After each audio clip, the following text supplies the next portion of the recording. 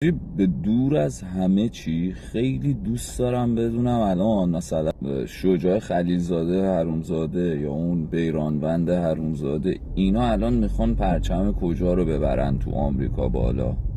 خیلی دوست دارم بدونم پرچم چه کشوری رو الان میخوان ببرن بالا دیگه، چون جمهوری اسلامی که نیست. اونجا هم میگفتن ما دوست داریم پرچم جمهوری اسلامی رو ببریم بالا.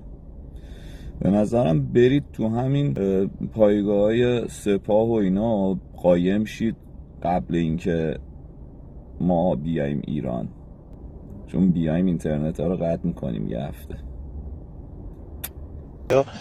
ما داریم جایی میریم به جام جهانی که آمریکاست، خودتون هم میدونیم. ما میخوایم بریم اونجا پرچم جمهوری اسلامی رو ببریم تو آمریکا بالا. پس نیازمند شجاع خلیلزاده کس ننه زن آزاده، شجاع خلیلزاده کس ننه زن آزاده.